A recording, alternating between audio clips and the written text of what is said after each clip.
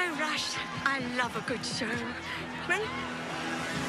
Oh my god, what an episode. There's a lot to unpack here. Like, wow. The Interstellar Song Contest was, holy crap. I'm literally sitting here just mind blown, and I've just not long finished the episode, and it's just like still trying to, even though I've wrote down notes, I'm still trying to unpack what I've seen, and it's been holy shit.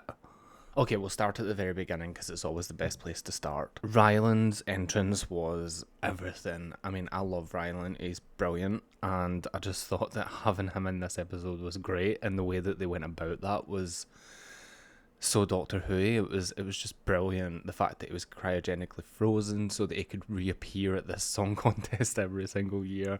They even had some quirky lines in there throughout the episode where someone, I think it was Belinda, had said, "You came back to life," and he was just like, that's the story of my career, babes. Like, I just loved it. So yeah, Ryland has been fantastic in this episode, and it was really nice to see him in Doctor Who. I do like at the start of this episode when the Doctor and Belinda arrived as well, that Belinda's line was finally changed, because that was starting to get a little bit stale of "get me home" or "I want to go home." It was kind of boring, but it was nice to see that Belinda just kind of says, "We're staying," and like she kind of made the decision to go on this adventure rather than it being the Doctor for a change. And then we had Mrs. Flood popping up, who was a lot more on her later, but Mrs. Flood, who eventually became a little bit more intriguing in this episode. It only took the full season for her to kind of grab my attention, because it's just been like one line here or one line there, or popping up at the end of every episode. That was kind of the theme. It was kind of Susan Triad all over again, and I kind of lost interest throughout the season with Mrs. Flood. I was more interested in getting Belinda home, to be honest. Then this was one question that I was actually kind of pondering on when the episode first started, and that was when the Doctor and Belinda landed in this booth, and I'm like, every other booth round about them is completely filled, so why is this specific booth empty? And I really like that the writer Gina Dawson had addressed this within the script in the episode itself. And we had the 2 ticket guys who were supposed to have the Doctor and Belinda's booth, and they couldn't get into their booth because it was occupied. It was a good touch. And the one who loves songs, I think his name was Gary, his reaction to this was actually quite realistic, especially for a gay man, because gay men who love like the Eurovision Song Contest are like really enthusiastic about the show. I'm not one who loves it. I will watch it, but it's not something that like I'm not a die-hard fan of the Eurovision Song Contest. Probably an unpopular opinion, but I enjoy watching it. But yeah, Mike and Gary in this full episode they were great. I really enjoyed watching them. Wasn't too sure about them at first. I'm like, oh, you're just going to pop up and then we'll never see you again the rest of the episode. But I was wrong. They were through more or less the full episode, which was nice. I really liked how fast we got into this episode as well. Things started to take a turn about 10 minutes in, and it could have been so easy for the writer to get lost up in the songs and the performances and the visual effects and everything else that went on in this episode. It could have been so easily done that way.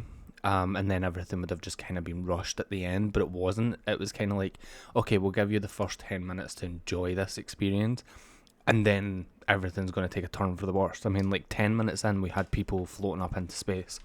Talking about people floating up into space, the visual effects in this episode have been 10 to none. Like, seriously, that visual effect of everyone getting lifted up and sucked out into space was just fantastic. The actual Interstellar Song Contest, branding and stuff like that, and the space station itself, everything just looked brilliant. It looked great. The music as well, and it's not something that I normally speak about, but because it is a musical episode, I kind of need to speak about the music. But the music in this, especially Murray Gold's underlying tracks for this episode, you could tell that there was a lot of thought that went into the track placements in this episode, and I liked that. It's not something that I normally focus on, but in this episode I did notice the music quite a bit, which was strange, to be honest. I don't know if that was maybe deliberate because of the type of episode it was. I really enjoyed the fact that they had brought back Mavity again as well, and it was mentioned multiple times within this episode. Now, Mavity hasn't really been mentioned, I don't think, since season 1. I could be wrong, but I've not noticed the fact that Mavity was used. It was really nice to see that that's still a thing, and I wonder if that's going to be fixed by the end of this season, or if there's going to be any reason, if the Doctor actually realises that Mavity isn't the right word. It's just a running joke from the specials, and I love it. But I would like to know if the Doctor's actually going to ever notice that that is the incorrect word for gravity. And then also we had with the villains, I can't even remember their names. Anyway, Kid, what the hell or whatever they were called. Or is it Helia? I think it's Helia. Something like that. They had brought out the Delta Wave, and the only thing that I could think of was Series 1 and Captain Jack and the Doctor going, a Delta Wave. A Delta Wave? A Delta Wave! It was just like, it was a nice callback to RTD1, and it was a really, really nice thing to kind of put in here, because they could have used anything really to blow up this space station. They could have used anything really to transmit a signal to these 3 trillion viewers, and the fact that the writer had used a Delta Wave. A Delta Wave? A Delta Wave! Was really, really nice. And I really couldn't get Christopher Eccleston out of my head every time they mentioned Delta Wave. A Delta Wave! A Delta Wave! And we just had Delta Wave. A Delta Wave! I just love it. It was brilliant. But then the first kicker in this episode, like the first thing that actually really, really hit me hard, was when the Doctor was floating in space and he slowly was turning to ice. And then we get Carol Ann Ford as Susan as a flashback. She doesn't return, not yet anyway. But it's really, really nice to see that that's came into the season, because it's been teased so much from season 1, and it's really, really nice to see her back in the role. It's really, really nice to see her back in the show after so many years.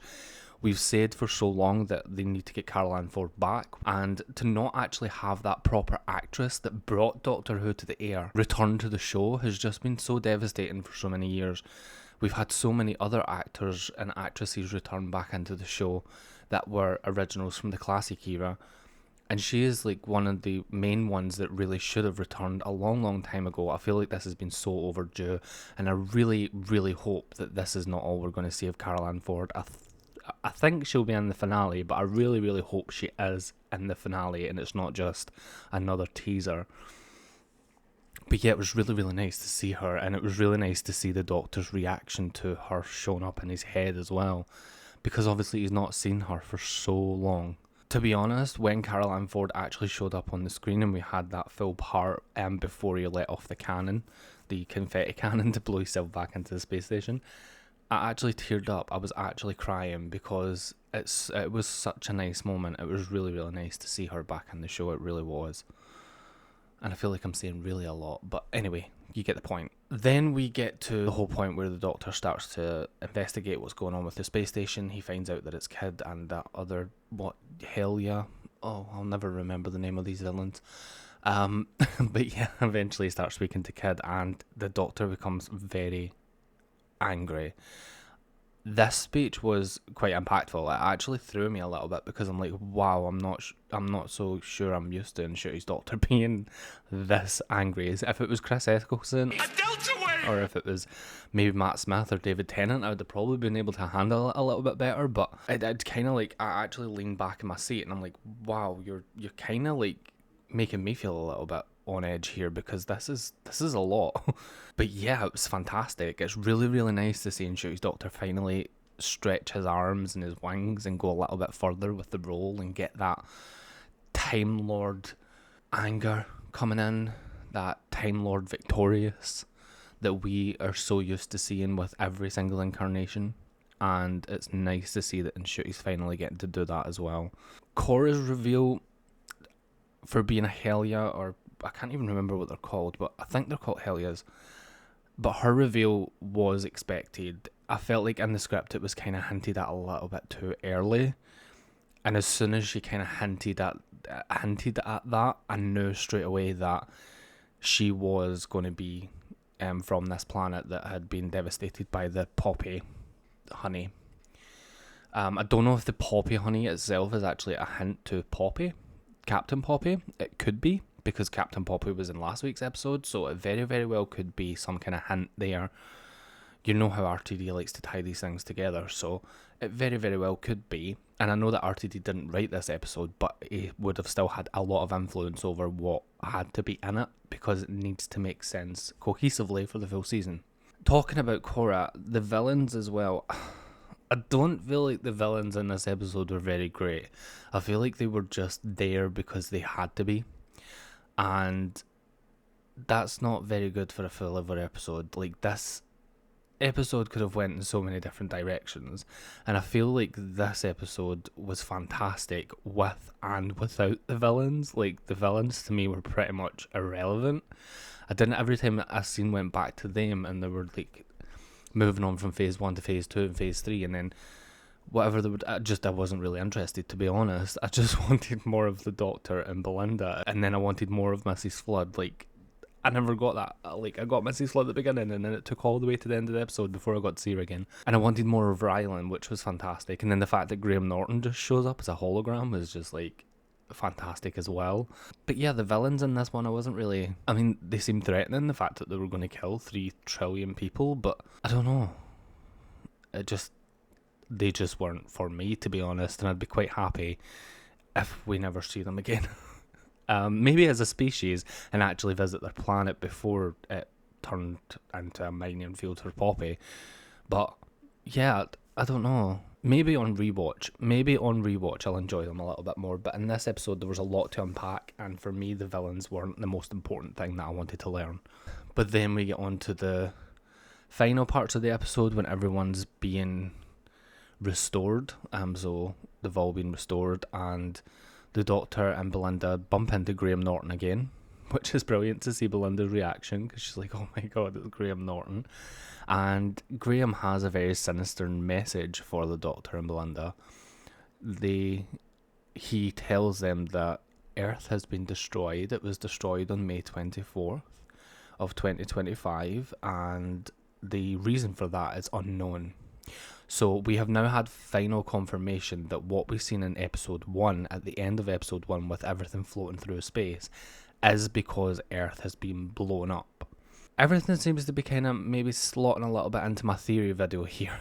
Like, I'm thinking my theory this year may actually be right, and I'm hoping it is, because last year was a disaster. There's something else that adds on to that theory that I had posted, and the fact that Mrs. Flood was the last person to be rescued, and she comes out the restoration chamber, which used to be Ryland's cryogenic chamber, and she regenerates.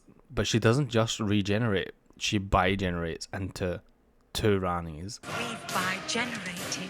Our name is the Ronnie. I knew she was going to be the Rani. It was just, I don't know, something was just telling me it was going to be the Rani. We have wanted the Rani back for so long. And, what a reveal that was. And the fact that Mrs. Flood became, like, less intimidating as the new Rani, like the definitive article Rani, had bigenerated, like Mrs. Flood became a handmaiden. Yeah, ma'am. Sorry, ma'am. Was like, I liked that. But I would have loved for it to stay Mrs. Flood. But I don't understand why the Rani had to regenerate. We could have just had Mrs. Flood as the Rani, because she's fantastic at the role, to be honest. But I'm assuming there'll be an explanation for it, to be honest. Oh, wait. What if the Unholy Trinity is the 3 Rannies? What if there's 3 Rannies and we're just thinking that it's multiple? Wow. Okay, that's for another video. Let me unpack that one. But yeah, overall, the Interstellar Song Contest is going to be getting a very, very high rating off me. I am going to be giving this episode a 9 out of 10, and that's simply just because of the letdown with the villains. But it was a very good episode. Like, wow, what a great episode it was. And I'm hoping that I enjoy the villains a little bit more on a rewatch later tonight. But yeah, I think we're in for a killer of a finale, and I'm literally sitting here debating whether I book cinema tickets or not, because I really want to see this on the big screen. But then, like, I really want to post my review and focus for you guys, but then it's not going to matter, because I'm not going to be able to watch it until later on at night anyway, because it's being broadcast all at once. But yeah, let me know down in the comments what you thought of this episode. I thought that it was done really well. The pacing was very well. I didn't feel like there was any particular parts in this episode that actually dragged either, which was nice. But yeah, let me know down in the comments. Don't forget to hit that subscribe button, hit the like button, and I'll see you all in the next one.